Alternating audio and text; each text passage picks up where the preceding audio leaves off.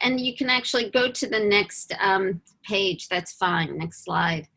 So first, thank you so much to Jen and to One to World for inviting me to speak with you today. And thank you to Jen for also introducing me to the important work of One to World. And it's great to know that Sue is also in such a leadership role. A little background before I begin to build off of what Sue was talking about. It was, in fact, the urgency of what's happening in immigration policies and issues that prompted the 29 presidents and chancellors in December of 2017 to come together to launch the alliance. And I will say that now, even though when Jen and I were talking about this over a month ago, the title of Advocating for Students in an Age of Threats and Transformation is still very particularly apt for October, as another new series of harmful rules impacting students and institutions have just been introduced. Back in 2017, you can think about the travel ban, the rescission of DACA, the end of temporary protected status. All of that really prompted presidents and chancellors who wanted to come together to be more personally engaged in responding to these issues, to support their students, staff, and faculty on campus, but also to engage locally and nationally in these issues, and to work on behalf of and alongside of undocumented other immigrants and international students. Now, almost 3 years later, not quite, our group has grown to around 500 presidents and chancellors in 42 states, DC, and Puerto Rico. And we always welcome new members. So please contact me if you think your institution's interested. When I learned about the work of One to World, it felt very personal to me. I did spend 30 plus years in California. I'm now back in New York. I was born in Washington Heights, and my father was a refugee, a Holocaust survivor who came to the US after World War II. He actually came at the age of many international students, around 19, and said education saved him. So today, I want to focus on what it means to advocate for international students during this time in history, why it matters to higher education, and what we can do together. To do so, I want to take a few steps back to look at immigration and higher education more broadly, situate international students within that broader context, and then look at the challenges facing international students and the institutions that are enrolling them, seeking to support them, and seeking to support international education and their international employees. And I hope to end optimistically on the path forward. So we see with the first poll, kind of one context, have you seen a reduction in international student enrollment in your US-based campus? That's a significant number of respondents who have seen, only 6% have seen no reduction, 21% have seen 25% or more, right? 38% at least 10%.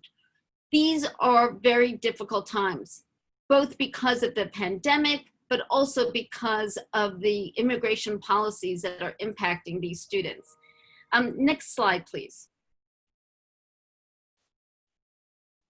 Now, often, especially now with the pandemic, and you see those poll numbers as context, there's been great conversation about how can we promote and enact and implement international education without actual mobility, without actually either going abroad or bringing students, staff, faculty to the US. And I think those are really critical questions.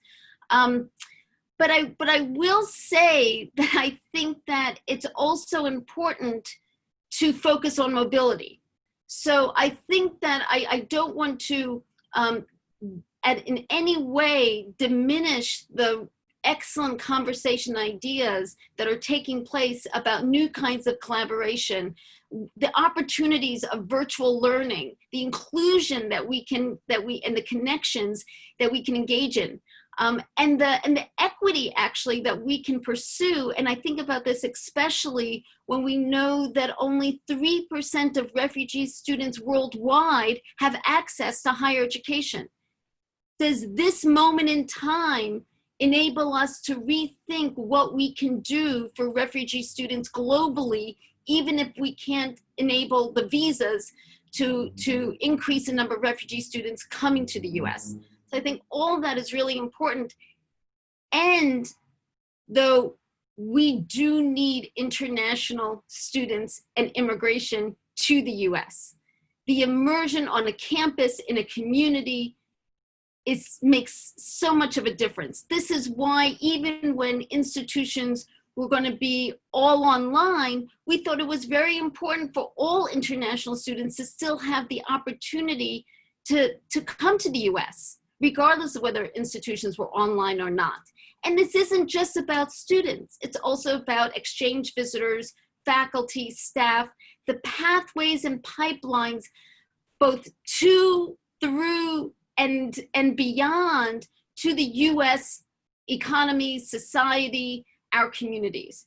So my focus is really on the mobility. We can have also the conversation around how do you promote international education without mobility. Next slide, please. So what is this broader context of immigration and higher education, of which international student mobility is part of it? So I love Sue's, first thought is 65% of my students are immigrant students. She is not alone. Her institution is not alone. So this is actually going to be a new report that the President's Alliance commissioned with the Migration Policy Institute that's coming out this Thursday. We're also going to hold a briefing about it. I'm happy later to share in the chat box the registration for the briefing. But it's important to note that first and second generation immigrant students accounted for nearly 60% of the growth in enrollment from 2000 to 2018.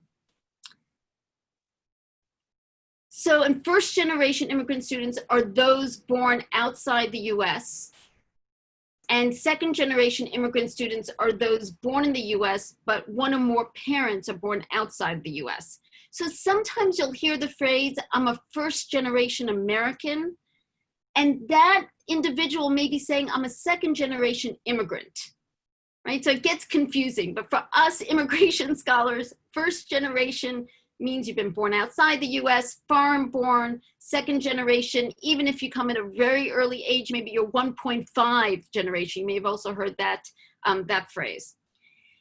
Beyond immigrant students, international students have accounted for at least 10% of all students in post-secondary enrollment since the 1970s.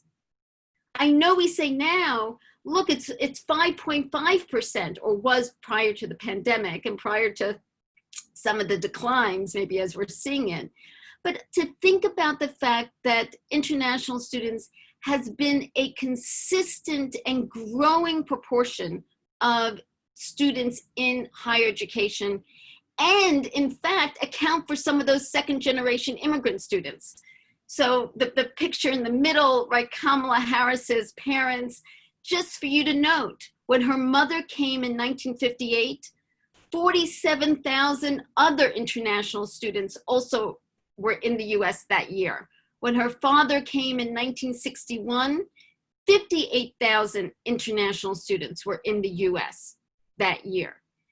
International students, again, we often sometimes focus on the economic contributions of international students, but the contributions are immense and multiple, not only producing the next generation of leaders, whether we look at Barack Obama, another second generation immigrant, or Kamala Harris, but also all the community, campus, engagement, intellectual, sports contributions that international students make daily, year after year, as well as first and second generation immigrant students more broadly. The first and second generation immigrant students, by the way, that 60% enrollment does not include international students, okay?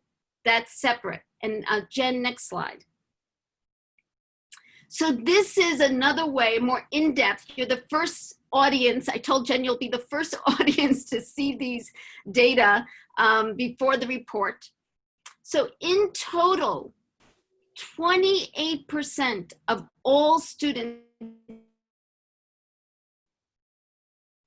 second generation immigrant students, 5.3 million students.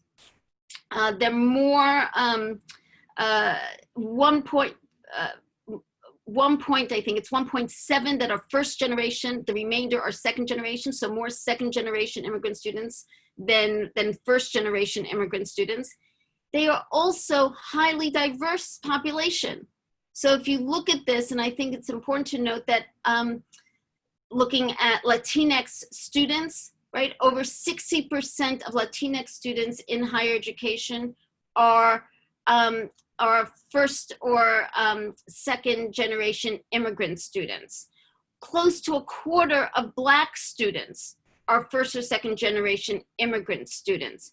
Over 80% of AAPI students are first or second generation immigrant students.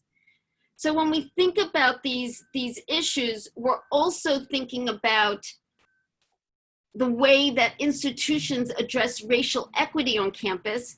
You want to also think about what's the intersections of immigrant identity and racial equity. The tensions, the impacts, the intersections.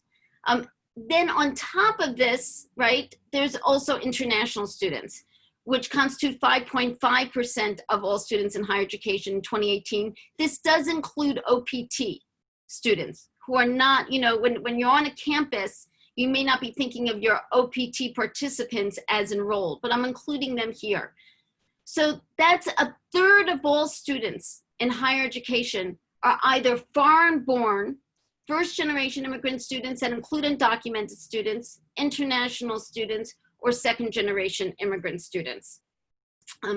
What does this represent to your campuses? So one of the things that I would leave you with, besides even as this is broader than just international students, is what do these figures, statistics, stories represent on your campus?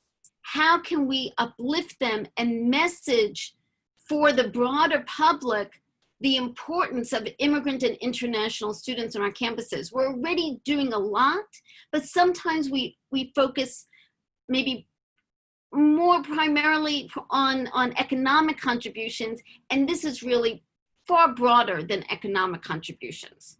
Next slide. Okay, so why is that important? So I just showed nearly 60% of the growth was from first generation and second generation immigrant students in higher education. We know about the importance of international students. We also know that there's been declines in international students. Well, the changes in policy under this administration have been dramatic enough, severe enough, that they've had to change census projections for the future population in the US. And this has direct impacts on higher education. So these two slides, these two tables that I'm showing to you, is that the main immigration, which was projecting the growth in the US population, that had been the projection moving forward. That had been prior to this administration. Since 2016, there's now actually alternative immigration scenarios because immigration has dropped so dramatically. There are several places that you can say, well, but the legislative policies have not changed, and that's true. It's been largely and dramatically in administrative policies. So the Migration Policy Institute, for example, put out a great report in the summer that showed that there were over 400 policy changes, administrative changes enacted by this administration that has caused the dramatic reduction in refugees, in asylum seekers, in lawful immigration, family immigration, skilled immigration, international students, the whole range. Another great project, which is Lucas Guttentag's immigration project at Stanford, actually catalogs closer to 1,000 policy changes. Some of it has to do with how they're counting their policy changes. Whether it's 400 plus or 900, significant changes that have had concrete concrete consequences, and we know that in higher education. And to drive the point home a little bit more is look at the projected growth rates by age. So with low migration, which is really between low migration and zero migration, but really around low migration immigration that we're looking at, there's zero increase for the under 18 age group.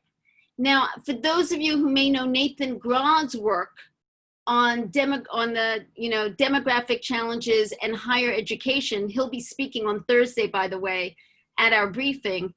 His projections about the cliff that higher education was facing was based on the main migration scenario, not the lower migration scenarios. So when we think about international students and their immense contributions, and the fact that many also stayed, a good number stayed and worked in the US, helped create also the first and second generation immigrant student. These scenarios, what's happening under this administration has really direct impacts on the sustainability and the viability of higher education institutions. Next slide. So, one of the things that I would want to always add is that it's not simply only about this administration. So for those of you who have been in international education for decades, who've been in higher education for decades, know that there were many challenges prior to this administration. There was no national international student recruitment plan. There were issues around optional practical training, dual intent, the backlog for green cards. All these were having to be grappled with, xenophobia, visa issues. But the difference between prior to this administration and this administration can't be overstated. It is significant and it's dramatic. So that's what we are now in, that's the context we are now in. Next slide, please. Okay, so we don't have the rose-colored glasses, but we are living in an age where the threats and the consequences to our international students and institutions are almost daily. Every week, every month, another rule, another policy is either proposed or promulgated, and that's harmfully impacting our students and institutions. So now let's just look at the next slide, the poll results of the next slide. Let me see if I can get that up here. Okay, I still have mine up. Oh, do you? Okay, good. I'm so glad 57% said that your institution is planning to or has submitted a comment in response to the proposed rule to end duration of status for international students and exchange visitors. 9 said no, 34% didn't know. For those of you who don't know, go ahead and ask. For those of you with the no, love to hear why and have a conversation. For I also have this slide is showing the first page of a template that we worked with NAFSA to develop, a talking points template about how every institution can submit a comment about the proposal to end duration of status and replace it instead for admission periods of between 2 and 4 year periods. And for the 2-year periods, this includes many countries in Africa, some in Asia, Muslim countries who have been identified as having either overstay rates of over 10% or national security risks. What this will do to the diversity of our international student population is devastating. The idea that someone could come to the US with only a guarantee that, yes, you have a 2-year admission period, but you may not, there's no guarantee that an institution can make that that student would then get extended for their status for another 2 years, let alone beyond that also for optional practical training. Institutions that do not use E-Verify would also be eligible for the mission periods of up to 2 years for their international students and for their F&J visa holders. There are many different reasons for why we need to comment on this rule. For some individuals, they will call this rule kind of the end of international education as we know it. It's significant. It's not something that we can wait on. And regardless of the results of the election, if this gets enacted as a rule, it gets harder to undo. So that's also going back to those 400 plus policy changes. Many of those administrative changes are not easily undone if they're not by executive order. If they've been rules and regulations, then to undo them takes a process. And there are going to be a lot of priorities if the presidential election is won by Joe Biden, and certainly if the presidential election is won by Donald Trump, it's just going to be another continuation of these 4 years. So with each of these issues, we need to engage, but it's also important to recognize, and as I know that all of you know, is that this is not happening in a vacuum, right? Just this week and just yesterday, as Sue and others know, we held a conference call with our members and their general counsels about 2 new rules that just came out last week that aren't even proposed rules. These are interim final rules impacting H-1B visa holders, including institutions who hire H-1B visa holders as researchers, as faculty, as staff. And the one that relates to the wage increases already went into effect on October 8th. An interim final rule, there is a comment period and one should certainly comment, but these are actually, the administration is kind of trying to leapfrog even a comment period, which they've done in the past with some other rules. So this is taking place from the visa delays and the challenges before an international student is just considering thinking about coming to the US for college or university, to what's happening at the border, to what's happening to these regulations of, their ability to stay and study in the US, to also, as we know, the threats against optional practical training, STEM OPT, and then continuing along to H-1B. So for international students, there's actually almost not a step along the way that hasn't been under threat over these past several years under this administration. And there's no sense of let up. And for each of these, higher education has to engage. And this is really hard because the pandemic, of course, has strained our bandwidth and has moved us to really be thinking about other issues necessarily. And yet, whether it's undocumented students and their inability to access emergency grants, or their families' inability to access federal relief, or these international students, the pandemic is coupled with the immigration policies and targets. So if we can go to the next slide. So, in the context of the competing commitments for institutions, we thought it would be important to say, well, what is your top concern? So let's look at the top concerns here. So the top concern facing international student offices, the majority of you say yes, it's immigration challenges and changes. then the decrease in international student enrollment, then budget cuts, burnout. I'm surprised student supported mental health got 0%, but I think that's interesting in itself with everything that we're thinking about not being the top concern. But I think also in this context and what the President's Alliance, what I realize and I know what Sue and others face is that there's so many competing commitments.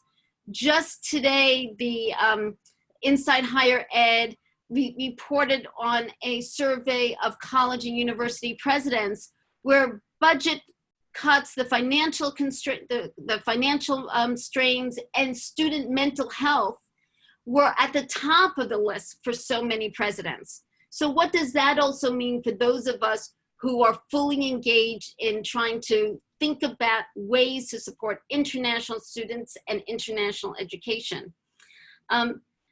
Next slide. So let me end here and then open it up. I know Jen and I will be talking, which is we have to educate, advocate, and support. Okay, so there's actually things that we can do together. So what we've learned over the past few years, and we learned this with the unlawful presence policy, is that when institutions said, okay, we're going to engage creatively and nimbly and challenge some of these laws, we've actually had some success. Not always, certainly the ICE CVIP rules that came out in the summer, institutions quickly came together and partially offset that impact. Unlawful presence policy, our President's Alliance members participated in litigation, and then a good number also participated in amicus briefs, same for OPT.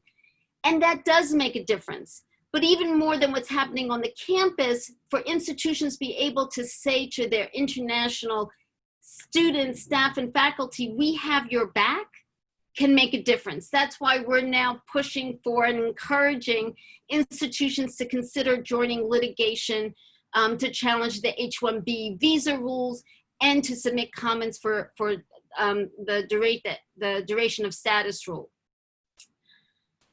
Moving forward, regardless of who wins the November elections, all of us need to continue to educate and to make the case. And I want to point out that we're very excited that later this fall, the President's Alliance, in collaboration with a good number of other organizations, have created a new tool platform space to bring together all the data, the policies, the contributions, the effective practices that impact international students, undocumented students, and immigrant students. So to have one place where you can get all those tools that you need to make the case, to find strategic messaging. It's not an advocacy site, it's an education site. And we are really excited, we'll let you know more about this, but that's gonna be critical as we move forward. Because whether we're in a defensive posture or more proactively working to change immigration policy from what hadn't been changed prior to this administration, we're gonna need, higher education is going to need to be around the table. And let me just end though, that I think that for all of us, our kind of immediate issue that we do need to think about on a daily basis is how are we supporting the students? Are we reaching out to our alumni, especially our international alumni who may be in the US? What kind of connections do you have to those students, to those alumni that can help kind of shape some messages to support your students? How are we supporting immigrant and international students and faculty, researchers, taking a holistic approach that we know students come with families, as do staff and faculty. And there are ways that we can communicate, engage, support, even when the policies and measures are harmful. This is a role, not only a moral imperative and an institutional imperative, because your immigrant students are part of your institutional viability, vibrancy, sustainability, but it's a national imperative. We know that this is what is going to lead us to prosperity in the future. So that's it. Next slide is just a thank you. Thank you so much. Thank you very much, Miriam. That was super helpful and somewhat concerning, but yeah, no, round of applause. Thank you. Thanks, Xiao. A little round of applause. So I'm going to open it up for questions in a moment, and what I'm going to suggest is that participants can go in and do we have the raise your hand feature function? No. So you can go in and the chat box and just indicate that you would like to ask a question, or put your question in the chat box and I can read it out afterwards if that would work. And I'll ask Marissa to keep an eye on the chat box as well in case things pop up there. In the meantime though, Miriam, let me, oh, it does work, sorry. The raise your hand, oh, there we go. Gail's got one already. One moment, Gail. So yeah, you can raise your hand in the participant box then and indicate that you'd like to ask a question. And in the meantime though, Miriam, there's a lot to unpack there in what you talked about. And I think what I might want to start with is that, you know, the Migration Policy Institute, that report about the fact that the administration has made so many changes subtly, not to the legislation, but to the regulations and the rules, that has kind of layered together a significant change to immigration policy. I know, you know, many experts have compared the Trump administration's stance on immigration to a post 9/11 time. Is that a fair comparison? And if so, is there something that we could learn from that time and the policies that were enacted and any of the advocacy efforts that took place at that point? Anything we can learn from that?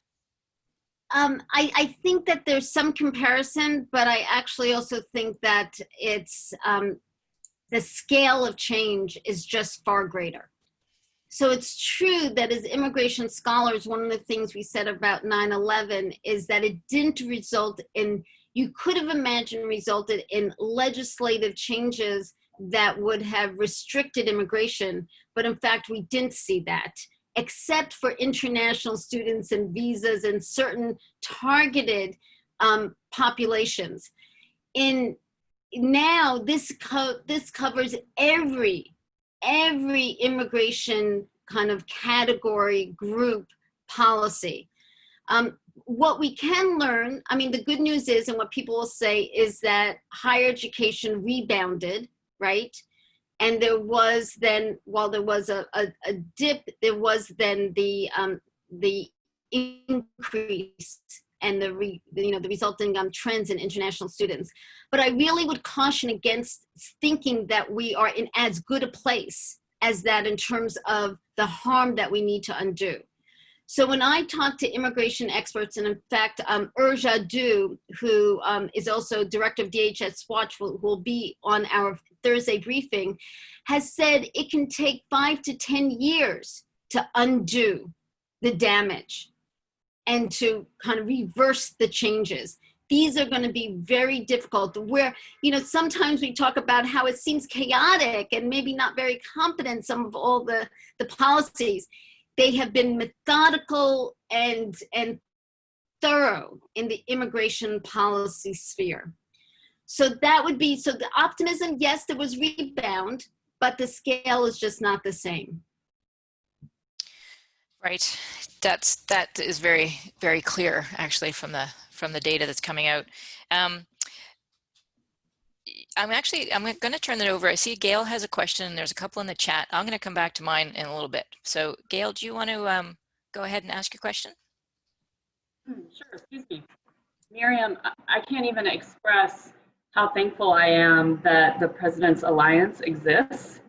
And the work that you all have done is just amazing. And the passion and enthusiasm that you just spoke with is inspiring. So thank you so much. It's amazing, and it's so helpful to us that are working on the ground in the offices. So I can't express enough appreciation. I have two questions. One is very practical, so I'll just get that out of the way. So we just finished drafting, my team and I finished drafting a comment letter that hopefully our president will be signing and sending 3 pages, and it didn't even cover what we wanted to cover. So I was hoping to have different departments, like our graduate school send a comment letter, our admissions office send a comment letter. I just wanted to check that, you know, multiple letters from one institution is okay. You know, Gail, I do think it is. They're not, because it's what's in the comment letter that really makes a difference. I think one of the things, and NAFSA, you know, has good tips and guidance about when departments within institutions send a letter. So you may want to, in those letters, be clear that admissions office is talking from the admissions perspective, right? President has the kind of the overview, and then where the individual offices are representing or speaking. And as individuals, any member of the public also, as you know, can submit a comment letter. And there, if you're a staff member, you just want to be careful not to represent your institution if you're not representing, if you're just an individual. So I do think, yes, and I think you're right, having that in-depth kind of discussion of the points can be very helpful. One tactic, one strategy with comment periods is to overwhelm them with comments, right? That can help delay to some extent the DHS, because they are required by law to review each of the comments. So Gail's approach, I think, sounds really good. One of the things that we tried, in fact, NAFSA folks and us, we talked a lot, is that we wanted to make sure we weren't encouraging any type of cookie cutter comments. Mm-hmm. Because then what DHS can do is just say, okay, these 300 are all the same. So they're in that, we answer that check, and then you move on. So yes, thank you for that. But I know you had a second question. Great, thank you. That's really helpful. My second question kind of has to do with a little bit piggyback on what Jen was asking about it seems like the onslaught of immigration changes is really targeted to international students. And maybe that's just because that's my world and that's what I see, right? But it seems so unfair and lopsided because we have CVIS, we have this database, we have a slew of professional employees in universities that are hired by universities to do the work to track and monitor these students. So just interested in your comments on why maybe international students in particular are being targeted, something like the duration of status rule and unlawful presence. So Gail, great question. I'm so glad you asked that, because let me be clear. I know it feels like international students are being particularly targeted, but every immigrant international population are being particularly targeted. That's why the scale is not the same from post 9/11 to now. In fact, I will say that when the president released his presidential proclamation on June 22nd that suspended non-immigrant visas to the US, the Chamber of Commerce and big CEOs were like, oh my God, how can you do that to us? There was already many things, but in some ways, those CEOs didn't think that he was really going to go through, the administration would really go through with that. Because how can you really target that? That so economically doesn't make sense. Refugee, we were having over 100,000 refugees come to the US every year. The administration dramatically decreased that cap down to 15,000 as a cap for this year, but they have even, brought in far fewer than that. I think it's less than 10,000 refugees. The number of refugees in the world globally is at its height. And yet here we are, from being one of the leaders in refugee, not that we didn't have a bad history in all this, right? We have an exclusionary kind of history in many ways, but we were being leaders, and now it's down to the thousands, just to the mere thousands.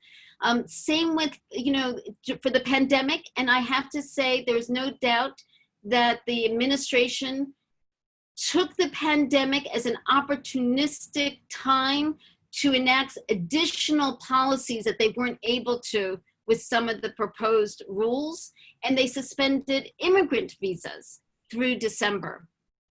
So all this, so we're being targeted, everyone who's working with asylum, refugees, lawful immigration, undocumented immigration, high-skilled immigration, family immigration, everyone's being targeted.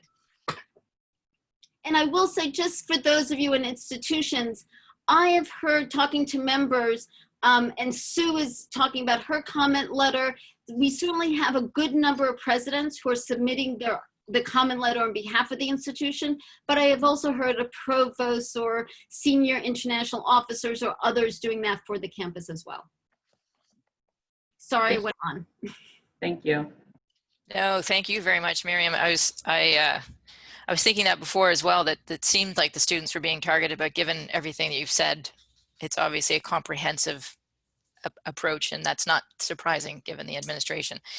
Now, I see a couple of questions, and they kind of tie into one that I have for you. So I think it'll answer a little bit. But before I get there, I just want to know, you said regardless of what the outcome is for the election in November, there's work to be done. So I'm curious what the President's Alliance is doing to prepare for this, for the election outcome, and how can schools and international education professionals prepare as well? Do you have advice? Great to ask. So I think that if there is a Democratic administration, and of course it will depend on what happens in the House and Senate too, but if it aligns for the Democrats, there will be the opportunity to enact immigration reform. And we need to be at the table. Higher education needs to be at the table in a very engaged way. The last time this took place in 2013, the higher education associations certainly put out their policy recommendations. But I think we really need to be more engaged than that. And so what I would say about if there's a Democratic administration, I think there'll be a desire to say, okay, maybe it's going to be better now. We don't have to be as fully engaged. But because of all the rules that have to be undone, and we're going to have to advocate and make sure that the rules impacting our students, our international students, our immigrant students, our immigrant and international students, faculty, and staff, we're going to need to be engaged in that way. So we're kind of, and we'll be releasing to our members, I think, in December, a more detailed legislative priority with legislative asks and ways in which we can work both in the legislative sphere and in the administrative regulatory sphere. So the President's Alliance was also very involved in what's been called the Big Book Project from many immigration advocacy groups. We actually worked and with NAFSA on the administrative changes that some of them that need to take place for international students. So that's one way in which we're kind of working, and which I would encourage everyone on this Zoom, member of the Alliance or not, that to just have it in your mind, you're going to still have to be very engaged. Then if there's another Trump administration, I think that we're going to have to continue the work that we're doing now. It's more rapid response and defensive posture, not as much proactive advocacy and kind of progressive advocacy, but in both cases, we'll have to be, ready to engage. I hope that answers the question, Jen. I think it does, and related to that, would you have, given we've talked about the competing priorities that a lot of the schools have right now, and the other stresses that they're engaging in, where should our campus partners invest their money and energy right now, and what advice would you have for the schools? Where should they focus? And also, I will add, any recommendations you have for One to World and where we should be doing the most that we can to support this as well. So many important questions. So the competing commitments of college leaders and of individual departments and offices is real and needs to be grappled with. So I think that we're going to have to, again, be creative and nimble and strategic about how we engage. And this is a time, I know, of reallocation of resources, of furloughs, of budget cuts. And so I don't think we can all do everything, but at least trying to do one thing.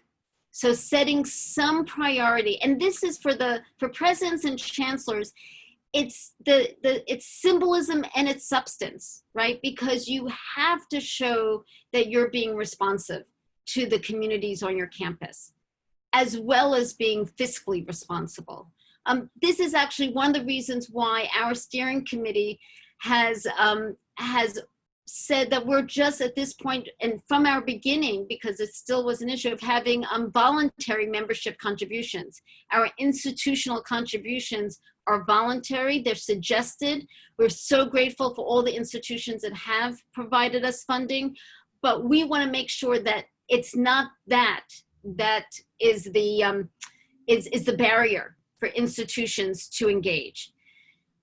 You know, with that, I think that we need to work together. So I want to work more with One to World. How can we better support you? How can you better support us? John was asking, you know, what can you do now to support the work? Of course, you know, as a nonprofit, donations and contributions and membership, because being able to say around over 500 presidents and chancellors are members of the Alliance, our collective force means something, especially because our institutions also engage individually with comment letters or with working, you know, sending a letter to a delegation. So with our higher ed immigration portal, I think those are opportunities for us to share the work that One to World is doing in ways that can reach larger audiences and that maybe impact individual students more directly. So both, you know, that's something I think your desire to go more virtual, kind of really kind of seize the opportunity of the virtual learning and engagement is great. We'd love to work with you. And we'd love campuses not to, you know, to keep mobility as well as international education as a high priority. Thank you very much, Miriam. I am mindful of time and we've gone a little over, but I think the conversation and presentation certainly warranted it. And I really do appreciate, I'll echo what Gail said earlier. This is, Miriam, your work is so important. The Alliance's work is so important. And I have to say, I'm a little biased as an immigrant myself. It does feel a little bit like a broad attack against immigration at the moment. So the work of the Alliance is important generally, and obviously to our membership and to us as well. So thank you for the work. Thank you very much for the presentation. And I very much appreciate you taking the time out to do this because you have your hands full at the moment. So thank you very much. Thank you so much. Feel free to stick around, Miriam, but I also understand if you have to get off and get on to prepare for your next briefing. So thank you. Sue, do you